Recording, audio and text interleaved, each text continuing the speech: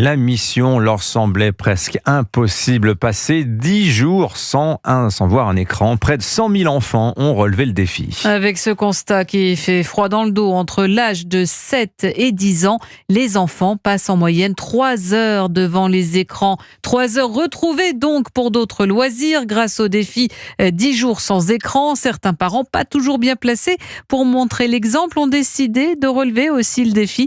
Reportage Europe 1 de Louise Salé dans le 18e arrondissement de Paris. Ici, les enfants affirment avoir rigoureusement respecté la règle imposée. Aucun écran pendant 10 jours. Ils se sont donc occupés autrement. J'ai lu beaucoup de livres avec mon frère.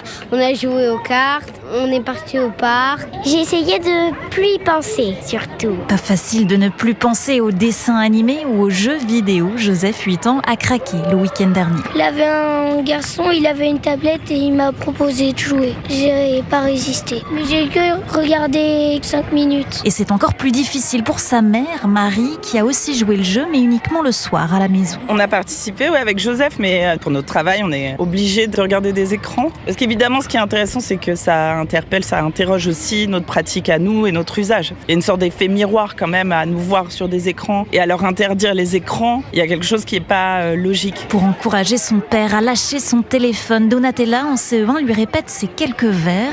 Écran, rendez-nous nos parents. Ça nous fera des vacances. Coupez-leur le wifi, on fera connaissance. Sensibilisés au danger des écrans ces derniers jours en classe, les élèves reçoivent aujourd'hui leur certificat prouvant qu'ils ont relevé le défi. Un reportage Europe 1 de Louise Salé avec ce beau certificat.